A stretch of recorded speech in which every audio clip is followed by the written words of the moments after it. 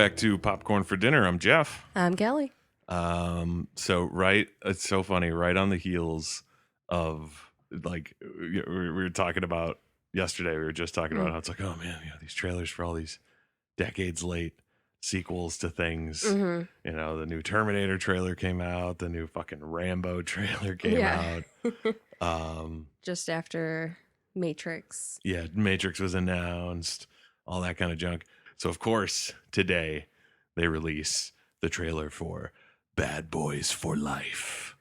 17 years after Bad Boys 2, Will Smith and Martin Lawrence back together. My goodness. Like it slipped my mind that they were making it because I knew that they were, but it's just seeing it in action is just another stake in that fucking coffin. Yeah. For that whole concept to me. Because when we were watching Jurassic Park, and I made reference to the fact that like every time I see Jurassic Park, it makes me hate Jurassic World that much more. It's like, man, even the like bad sequels to Jurassic Park, because it's like Lost World is pretty good in my opinion. We should sit down and watch it. So much more Jeff Goldblum. Oh, he's wonderful. But Jurassic Park 3 really did kind of suck. But it's like even that one, I would take that one over World any fucking day. God, I really didn't like that movie at all. That was a huge disappointment. Just thinking about it, like this whole trend of decades late sequels, the only one that I've come even close to like loving, like, oh man, this was perfect, is that Halloween sequel last year.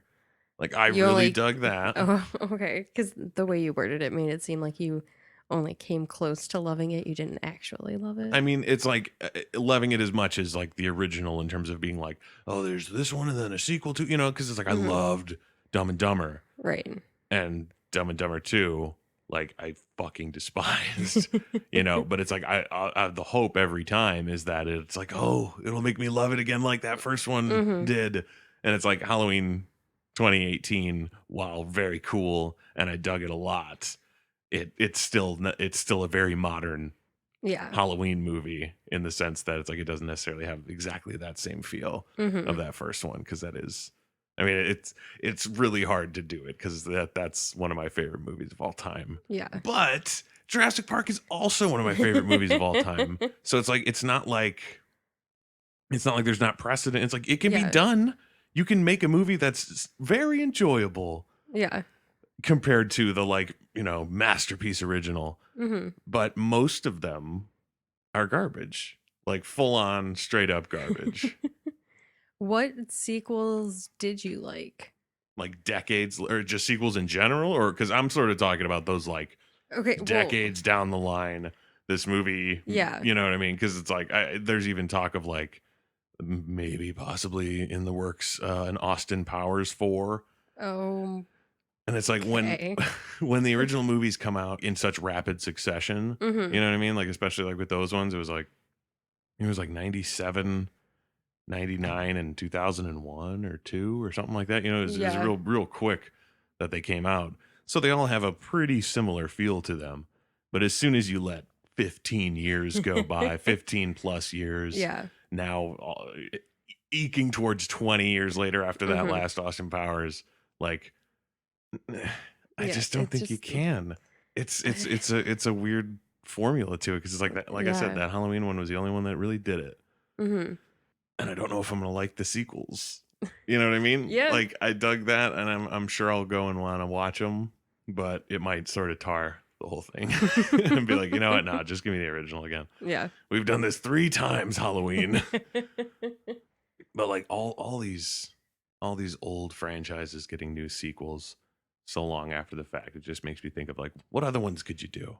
It's a shame that they can't do a sequel to Twister. Like, not laughing at why they can't do it. That's sad. I was just laughing at the idea of a sequel to it.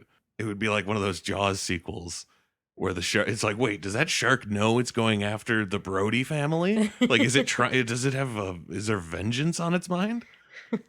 Like, that's what it'd feel like with the tornado. That's the movie I want to see. with Helen Hunt. Oh man, there's Philip Seymour Hoffman was in that one too. Oh yeah, that's a bummer. Carrie Elways is still alive. Yeah, but not in the movie. Oh right. It doesn't matter if he was alive. Yeah, no, Jonas bit the dust hard on that one.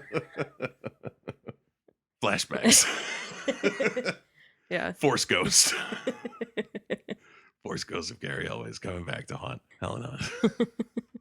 I've always had that idea in my head of that fucking Mighty Ducks later sequel reboot, which that would be fucking killer. You need someone like the reason it really popped into mind is because it's like hockey in movies, like there's not that much of it, at least not that I've personally seen. And every time it's shown, it's really poorly done, like if you watch Mighty Ducks, it is horrible in terms of actual hockey action and the kids doing the things that, you know what I mean? It's like it's nonsense.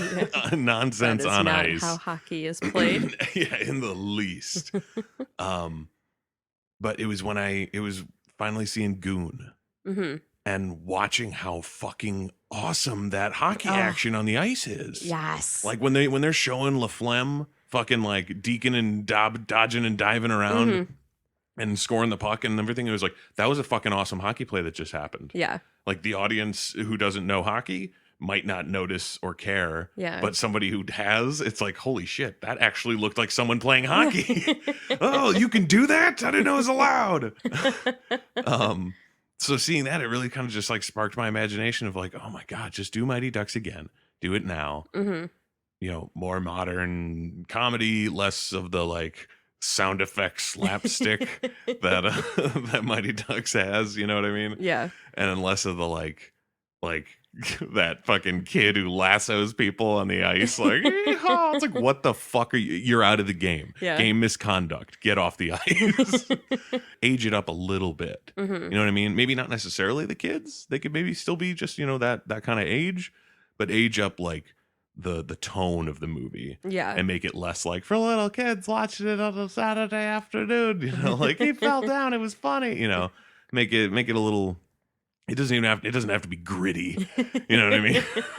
But make it gritty. Yeah, but and I in my head every time, don't know why, the Emilio Estevez character is always Paul Rudd. You know what I mean? And it like that popped into my head, and it just started like snowballing, and it was just like, okay, fucking, you make him like a washout hockey player, a guy who played really well in like juniors and this and that, but he could never break into professional leagues, and gets all angry about it, and because the whole thing in the first movie or the original movie is I think he's like a drunk. I think Emilio Estevez was like a drunk driver or something. Yeah. And that's how he gets sentenced to fucking community service. Yeah, he gets the community service as the hockey coach because he used to play hockey. So that would sort of be a thing. Like I imagine in my head, I don't know if it would be too gruesome for like a technical kids movie, but the idea of him like full on like axe chop stick to the head of someone who like says some shit to him. You know what I mean? Like something real bad where they're just like, whoa, whoa, whoa. It's like, not only are you kicked out of this game, you're probably kicked out of this league. Yeah. It's possible he could file assault charges, with a deadly weapon. Like that sort of shit has happened before where someone like goes nutso and attacks someone with their stick and they literally get charged. It's like something like that. But try to make it so that he still seems so that he's relatable and you like him, so it's not like this fucking psycho needs to be put away, and it's like, no, let's put him in charge of kids. Yeah. You got to give it a little pathos in there or something. And I got another piece of inspiration. It's just the weirdest places these things come from. But it was a story that I read online. It was probably a Reddit thread, I don't remember, but somebody was talking about there was a fight that had happened in one of the hockey games that happened that day. There was like a bunch of shit talk beforehand, and then the dude just like sucker punched. Oh. And people were like, oh, dude, fuck that guy. And someone, came with a voice of reason about it and was like, you don't know what he was saying. Yeah. And, I think something really bad had happened to him recently, like a family thing or something like that. So it was like if they talked shit and they said something that struck a nerve, like that kind of changes the dynamic of what happened Yeah. there. He's not just a sucker punching asshole. Yeah. There was something there. He was provoked Yeah, exactly. heavily. And somebody chimed in there like, yeah, dude, I fucking my kid brother like got hit by a car when I was like, a teenager. Mm-hmm. And at my hockey league, some kid fucking chirped me about it and he ate his fucking teeth. You know what I mean? Like he punched him, he just punched him out. Yeah. And it was like, yeah, he wasn't technically physically provoked, Right. but you understand why he'd do it. Yeah. So I figure maybe it would be something like that Yeah. Paul Rudd's character would do. They would maybe show that in like a flashback or like the beginning of the movie or something. Show him getting kicked out of the league for it.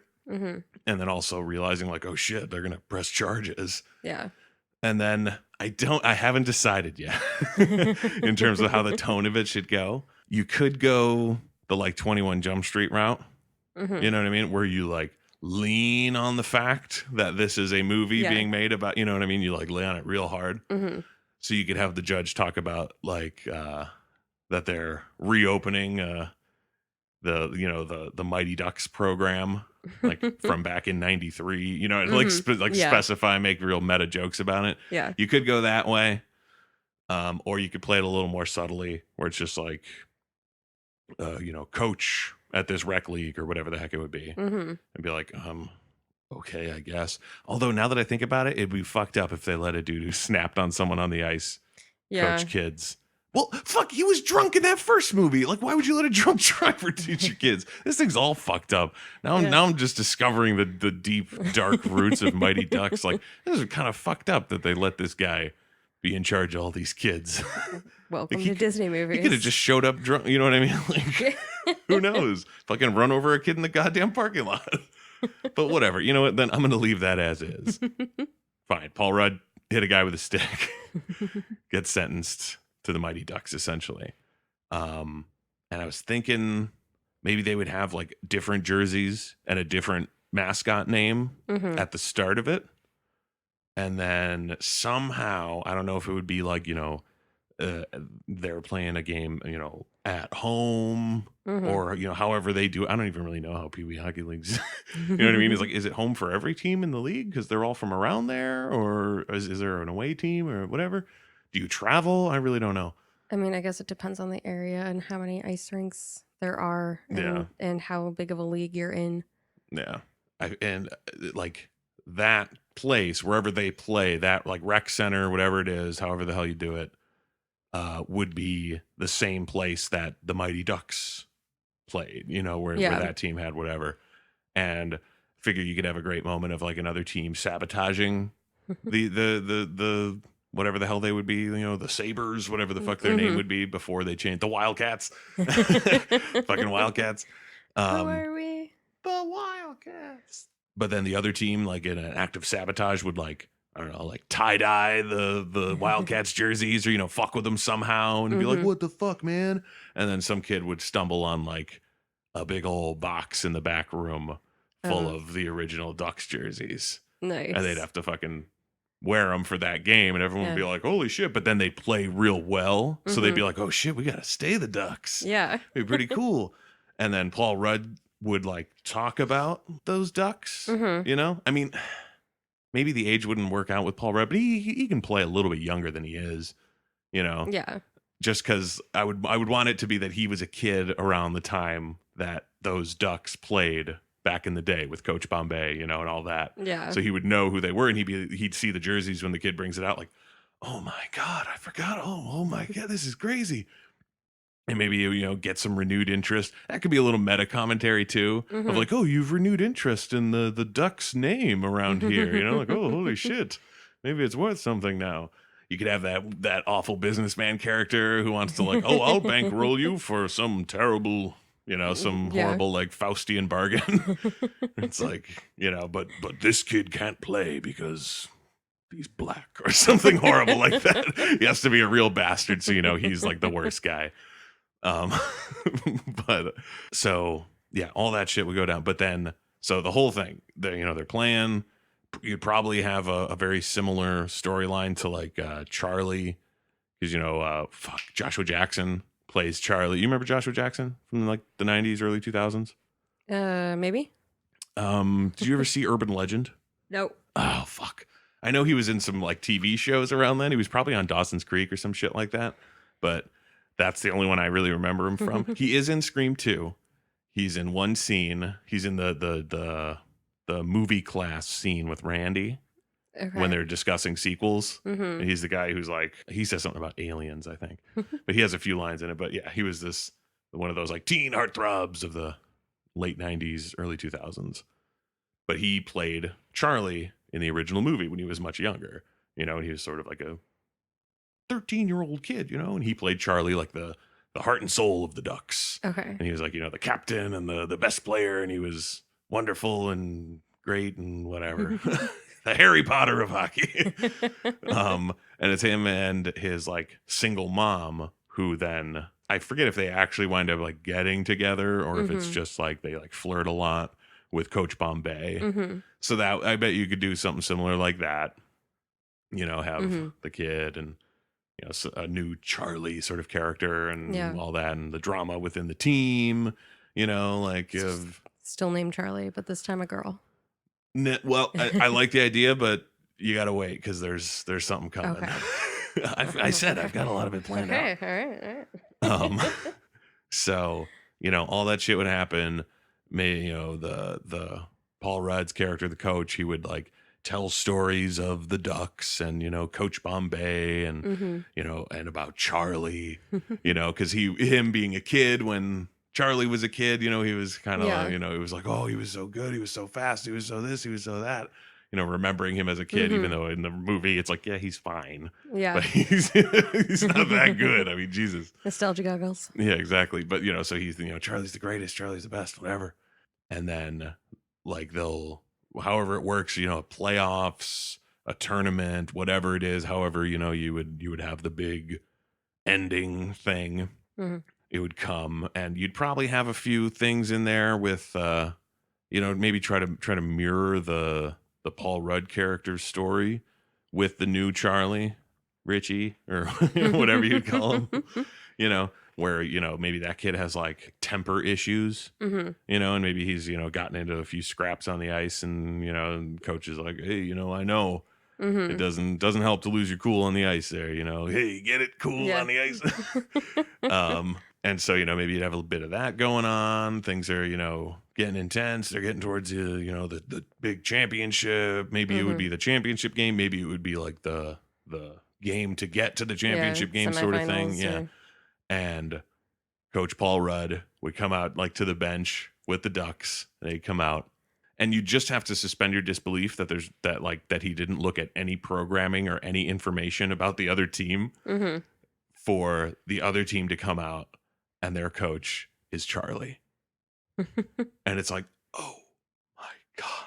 Like he's starstruck at the fact that fucking Charlie is the coach of the other team. He's coaching against the Ducks. Like, oh my God, all the, you know what I mean? But to bring back that character as an adult and now he's the coach and he's got his own team and all that. And then, be a big, hard fought hockey game with good hockey action in it. You know what I mean? And then right at the end, maybe make it go to overtime. Maybe have it be one of those like last second before the clock dies, buzzer beater kind of things. But the Ducks lose. You got a bad news bears it. You know what I mean? And you got to have them lose. So it's like it's the journey that has to be meaningful. You know what I mean? If they win it, then it's just like, yeah, all right, whatever, fuck all that, But in this case, it's like, what did you get from this experience? Not getting to where you needed to go, and then maybe he'd have like a quick chat with Charlie after the game. You know what I mean? Like, oh my God, this is so great, just gushing and everything. And then post credit sequence would be Emilio Estevez. He'd come back somehow. I haven't gotten to that part yet, but he would have to come back somehow. Driving the Zamboni. Yeah. He's fallen that far. He's just the old Zamboni man at the fucking rink. Oh, that would be pretty funny. That's one that I would go fucking see. Yeah. It's goddamn awesome action, Mighty Ducks, you'd have to just call it Mighty Ducks, because I mean I know the original one is The Mighty Ducks. So for the sequel, for the years too late sequel, you have to use basically the same title, but just chop off the, so it's just Mighty Ducks. And they'd have to, there'd have to be like a, they lose the game, but they get like an invite to like an international competition or something. Ended on like a cliffhanger like that, you know what I mean? Where the team is like, oh man, like this, we didn't do well enough and blah, blah, blah. And then have someone come up to them and be like, hey, we would like to invite you to Sweden or some shit like that. You know what I mean? Like they're going to go across the ocean to a European league and play a tournament over there as like a guest team. I don't know how that shit works. Again, I don't know any of the like logistical things of Pee-wee hockey leagues, but it'd be a great way to like send off on a sequel and be like, oh well, you could do a sequel like that if you want to, or you could have the sequel start when they get home from Sweden or something. You know what I mean? Like you could go anywhere with it, man. I'm giving you all these options, Disney. I would still have to watch the first one. It's definitely one of those movies where like you'll watch it and you'll probably be like, okay, that was cute. You know what I mean? You won't be like, oh my God, what a movie. But to a kid, like seeing it as a kid, it was like, oh man, the Mighty Ducks and the music and the this and the Flying V and fucking Hans or whatever his name is who sharpens their skates and shit. Like, oh man. It won't be my next Moana. Yeah, probably not. There's fewer songs. Clearly, you've put a lot of thought into this fantasy sequel. I mean, it just over the years. Yeah. Like, it's not like I came up with it this morning and I was like, oh man, they should do Mighty Ducks and Paul Rudd will be there. And like, this has been gestating for a long time. I believe I have heard the decision that it would be Paul Rudd before. Yeah. That was decided very early on. Yeah. It was almost a necessity. But fuck, man, we're getting a third Bill and Ted movie. We're getting fucking Jay and Silent Bob movie in 2019. Like that seems crazy to me. So goddamn many of these sequels. And they're so rarely good. Right? Like it's such a bummer when they like get the talent back. And they can't do anything with it. Yeah, and it's just garbage. And actually it really kind of pissed me off when I heard about it pretty much immediately. And everybody assumed immediately anyway. But when that Jurassic World Fallen Kingdom was coming out and they had the trailers and it was like, oh, look, it's Jeff Goldblum. And everyone, as soon as that movie hit, everyone online was just like, BT dubs. Jeff Goldblum is in the beginning of the movie for a minute and the end of the movie for a minute. And it's like, I figured. Yeah. Figured they didn't hire him to come and play with dinosaurs again, really. It's literally just him sitting in like a congressional hearing and talking about dinosaur shit. Just saying some more Ian Malcolm lines just with a big like white beard. Huge bummer that you can't do anything good with that. I mean, again, I feel they were so fucking unnecessary, and it really honestly bugs me that it made as much money as it did. Like that it became like the highest grossing movie ever when Jurassic World came out. I was like, not worth it. Not even in the slightest. That movie sucked. I could not believe that someone could make Chris Pratt so unappealing. Like he's another one of those fuckers who just he seems like they should be just effortlessly charming. Right. You know what I mean? Where it's just like he barely even has to do anything. Even his tiny little role in Moneyball, I was like enraptured watching him. Oh yeah. Like, oh, this guy. Oh yeah. And I can watch him do anything. And then fucking they bring him in for Jurassic. I liked him on Everwood, so people don't remember that. That was pre-Parks and Rec for you people out there. But yeah, like, and then that Jurassic World movie, I was like, who the fuck is this guy? Because this isn't Chris Pratt. This sucks. This dude is terrible. There was like one line early on in the movie that I liked because he like made a joke and like laughed at himself. And that was like it. I don't even remember what the joke was. I just remember that happened. I enjoyed that part of it, and that was pretty much it. Yeah. Even the dinosaur action was fucking disappointing to me. Yeah. Like, honestly, it was one of those things where it's like you hear it like on paper, and you're like, okay, yeah. And then you're watching it, and you're like, oh, you know what? And no, this sucks. Yeah. Fucking the like, and at the end of the movie, the Indominus Rex and the Tyrannosaurus Rex are gonna have a big old street fight. And it's like on paper, just hearing it. Like if someone ran up to you on the street and was like, dude, a Tyrannosaurus and some other giant dinosaurs fighting right over on the other block. You want to come watch? I'd be like, yes, right now. Let's go. 100%. But getting that essentially, like, okay, you want that? Here you go. And sitting there watching them like battle through the streets of that fucking resort town or whatever. And then that fucking Mosasaurus comes up and like steals the Indominus down into the water and everything. And I'm just like, man, I do not enjoy this the way I did as a kid. And it almost honestly made me think like, have I just not watched Jurassic Park in a long time? And I'm going to go back and watch Jurassic Park and be like, oh my God, this is so stupid. Like, oh no. And then no, next time I saw Jurassic Park, I was like, nope, this movie's perfect. Like every fucking moment of that movie is like necessary and great. And like when we were sitting there watching it, it just flew by. Like when I looked at the ticket stub thing, or not the ticket stub, when I looked at the like receipt on my phone after I purchased them, it basically, just has a little rundown like Jurassic Park, PG-13, 1993, 2 hours and 8 minutes. And I was like, that's longer than I thought it was. Like for some reason, it feels like it would be shorter than that. I don't know why. Like, oh man, we're seeing it at 10 o'clock. There's going to be trailers. It's going to be like fucking 12:30, 12:45 by the time we get out of here. Like, oh man.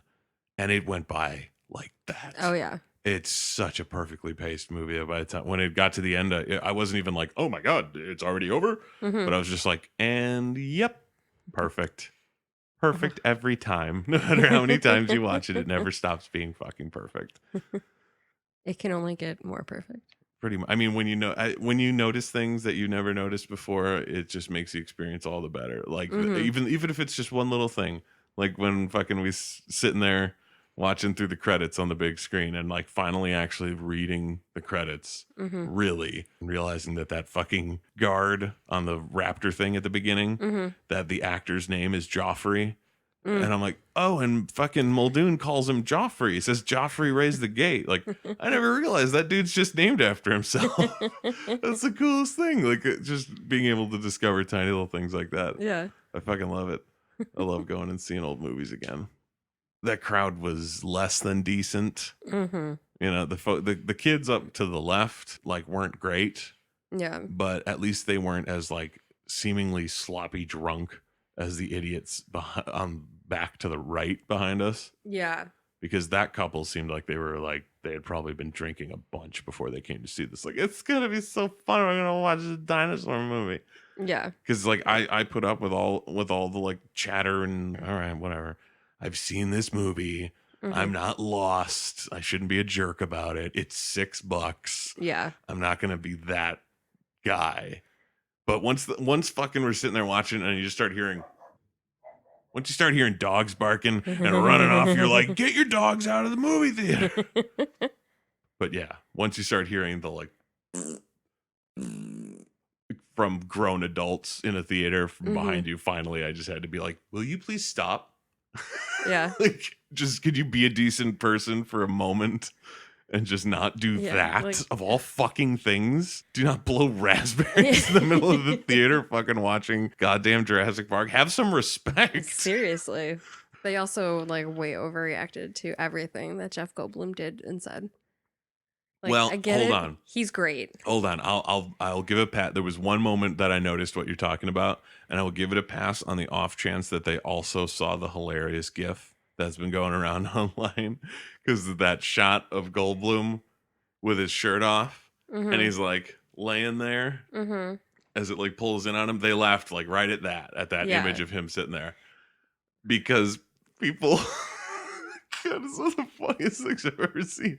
People like they took Grant from the scene when he is leaned against the Triceratops and it's breathing, and they superimpose that like a tiny Grant on Jeff Goldblum's belly in that moment and did the like and fucking God, it's the funniest thing in the world. So if they were drunk and that popped up on screen, I get it.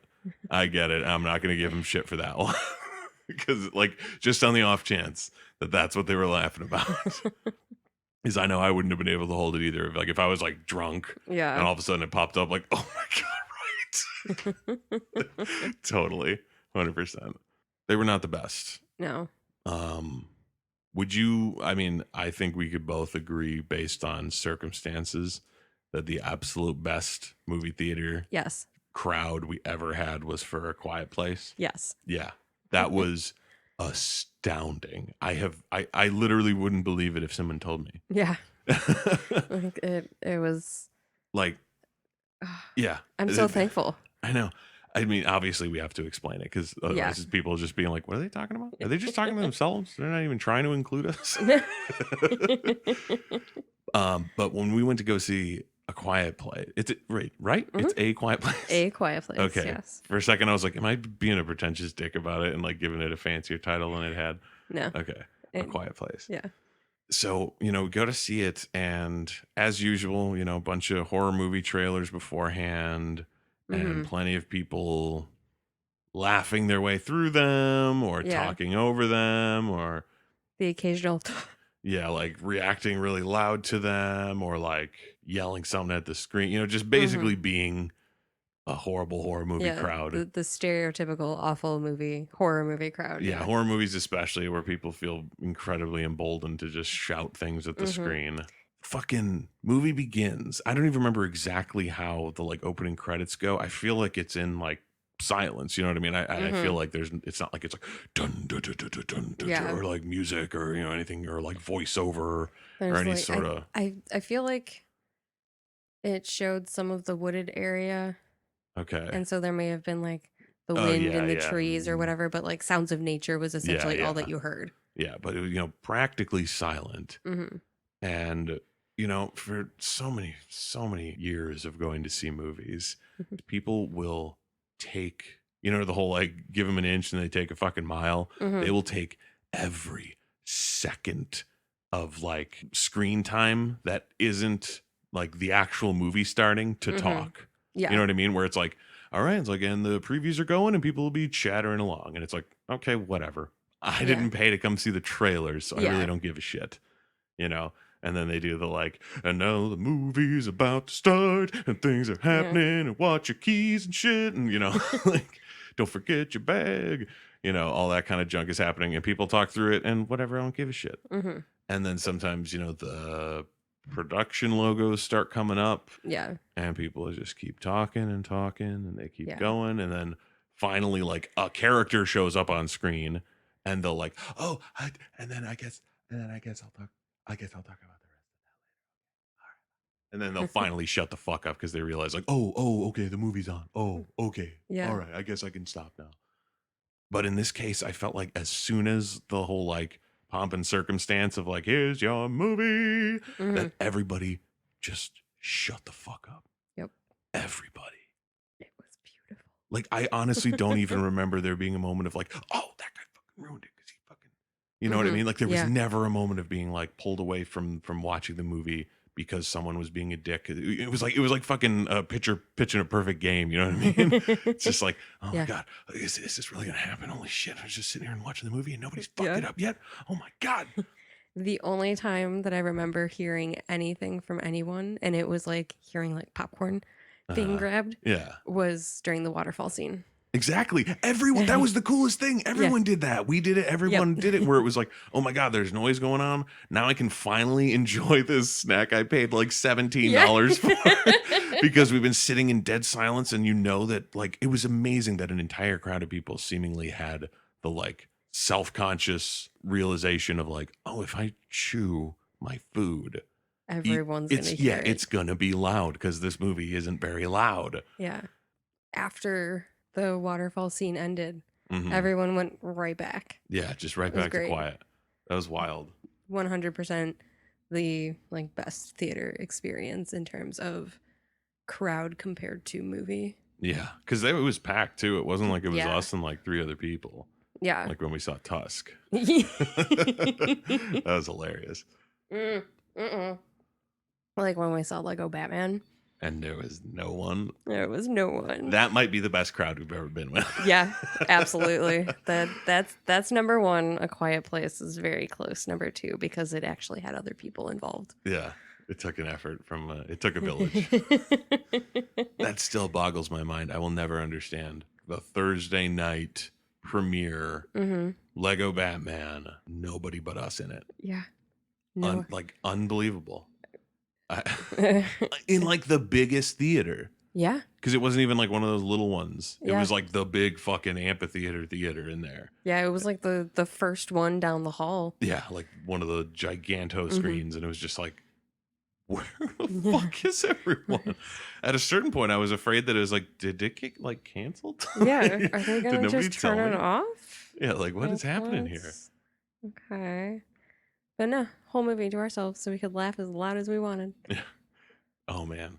And I did. Yeah, that was I want to watch that movie again. It's raining death. Oh, wow. Dude, Michael Cera's Robin. What an inspired choice. That is brilliance. Another crowd that I am thankful for is the crowd that we had for the Dark Knight trilogy, because everyone was nice enough to not ruin anything for me.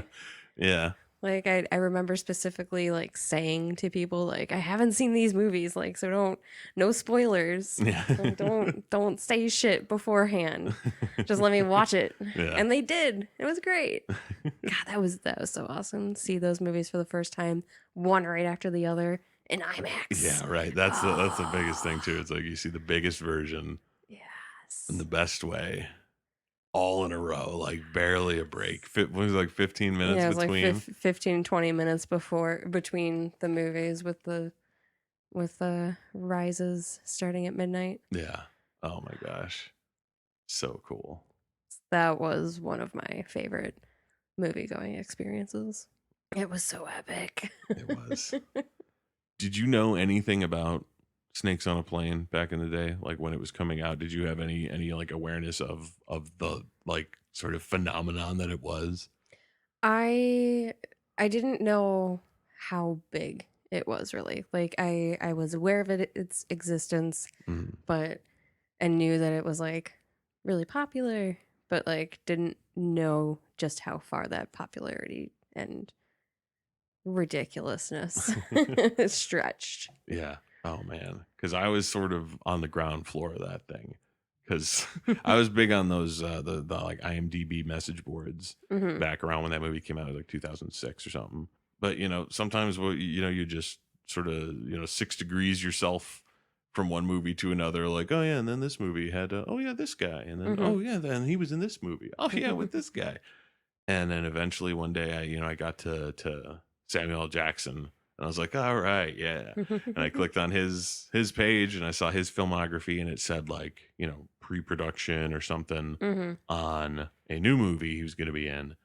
And it was called Snakes on a Plane. And I was like, what the fuck is this? Are you kidding me? Is there literally a movie going to be just called Snakes on a Plane? I have to find out more. Yeah. So, I click on it, I look at it. There's a thriving message board for a movie that has not had a frame of footage shot.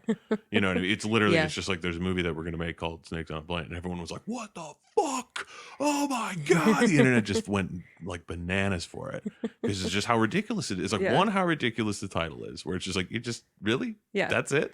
And two, the fact that Sam L was signed on to it. Yeah. It was just like, this is fucking ridiculous. And then I have no idea if this was a planned thing by like the studio, or if they were really just that out of touch.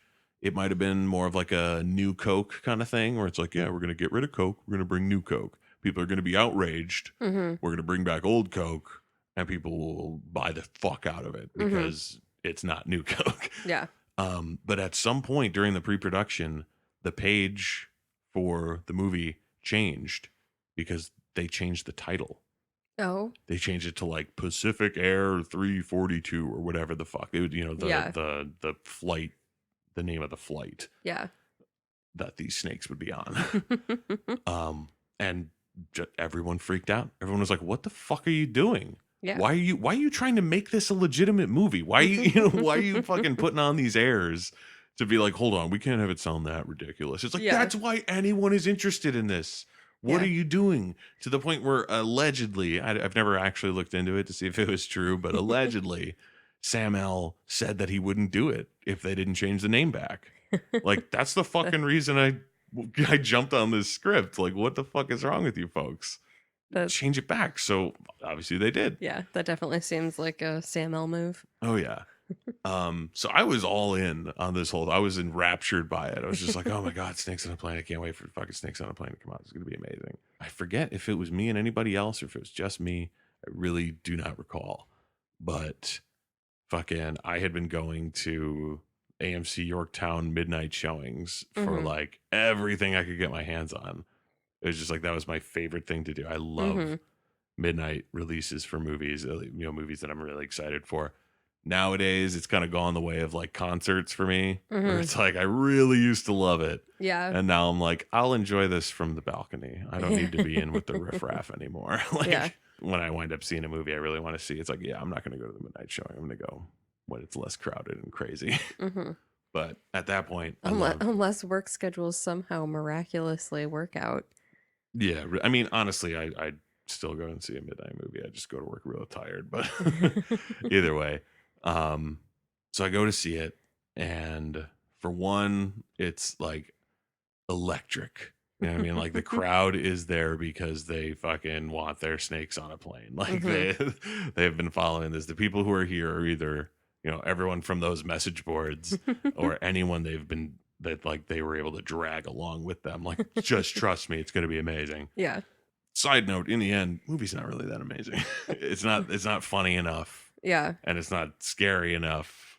You know what I mean? Like it's Mhm. like it doesn't do either of them well enough. But it was one of my favorite movie theater experiences of all time because everybody was in on it. Mhm. Everybody was there. They knew, and it was not a movie that anyone was going to get fucking shushed in or anything like that. Yeah. Um, and to know how in on it everyone was. I mean, for fuck's sake. I mean, the famous line Yeah. from the movie with Sam L. Right. Do you know the genesis of that line? Like, do No. you know where it came from? No. That came from like IMDb message boards and shit. They shot the movie. It was like PG-13. They took a look at like all the message boards where people were talking about it, and specifically people being like, it's Sam L. He has to say something like, I've had it with these motherfucking snakes on this motherfucking plane. And everyone was like, yes, that of course it has to, like that better be in the movie. Yeah. And so they literally were like, we're gonna go back and reshoot for 5 days, and we're gonna add a whole bunch of shit. And the Yeah. only way that line is going to make it into the movie is if it's an R-rated movie. So we're going to add some more blood and some more shit and Mhm. all this stuff so that line can be in the movie. So like that's where that comes. That was like just the most amazing thing of like a crowd writing a line and Yeah. then all sitting and watching it in the theater, watching Samuel L. Jackson say that line. It was just like, holy shit, this is amazing. So it's like, that's cool. In the middle of the movie, because there's like, it's a whole ridiculous plot. It's a horrible plot, like on purpose, obviously. Yeah. But it's like there's a guy, he witnesses a murder, he's being flown back from Hawaii to go testify. There's a guy who wants him dead so that he can't testify. So he puts a bunch of snakes on the plane. Like that's his assassination attempt on the witness, is to fucking just fill the plane with snakes and have everyone die, I guess. So, so the snakes are in like a crate or some shit. I forget Okay. exactly what, but they're locked up while the Mhm. plane, takes off and it's in the air and, flying for a bit. But there's a timer on the box for the snakes. And fucking, it's getting closer and closer. There's 3 minutes, now 2 Mhm. minutes, 1 minute. And when it finally gets down to like those final seconds, the whole fucking audience is like, 5, 4, 3, 2, 1. And then, like they fucking planned it, everyone screamed snakes on zero. Like all at once. It's just snakes. And some fucking brilliant idiot up in the top rows threw a bunch of tiny rubber snakes all over the crowd. Like it's the kind of stuff that you would like hire a PR firm to Mhm. figure out how to do, Mhm. and it all just happened. You know what I mean? Yeah. Like that's the craziest thing about it is like that's the kind of shit that like you would pay so much money to have your movie have that kind of word of mouth and excitement. And like we didn't bring the rubber snakes for the crowd. The crowd brought the rubber snakes for the crowd. You know what I mean? Like it wasn't a ploy by a marketing Yeah. firm. It was just the audience was so excited. And then later, towards the end of the movie, because Kenan Thompson's in the movie, and he plays a bodyguard of like a rapper or some shit who's on the Okay. plane, All right. and his name is Troy, Okay. and he's always playing this little, I think it's a PSP, and he's playing this like flight simulator game. So of course, at some point, the pilot, who I believe is David Koechner, who he eventually gets bit by a snake, and he can no longer fly the plane, but they have to land the plane. So it's up to Troy. Of course. And fucking the crowd still being into it. Because you imagine, so far into a movie, even if it's only like, an hour and 30 minutes, to keep up that kind of enthusiasm for like a schlocky B movie. Most of the time towards the end of the movie, the enthusiasm's kind of dying out. Yeah. You're kind of like, yeah, that was pretty funny. Fucking everyone is still so on board that when Troy goes up to the fucking like console and he grabs the thing, he's like, oh, it's just like my video game. And he's, getting ready and he's trying to land the plane. The whole crowd starts chanting his name like he's there. Like, Troy, Troy, Troy, Troy, Troy, as the fucking plane wheels touch down and everyone's like, yeah, Troy. And it was magic. It was so fucking ridiculous. And the kind of thing that I don't think I'll ever fucking see again. Because it's just so, it wasn't like a cult movie. You know what I mean? Like, The Room. Yeah. Where it's like people shout the lines of the movie at the screen when they're happening because they know it's happening because they've seen it a billion times and it's that kind of environment. Nobody knew this was coming. You know what I mean? That's the crazy thing. Like, that countdown, I understand if that happens at a, 20th anniversary of Snakes on a Plane showing. But on opening midnight night, nobody knew that was coming and everyone knew what to do. It was so fucking wild to see that. And I've honestly kind of purposefully never watched that movie again. I have never I've seen like clips online, someone will post just Sam L doing these motherfucking snakes, okay, that's fun. Yeah. But it's like, I don't think I ever want to sit down and watch that movie again.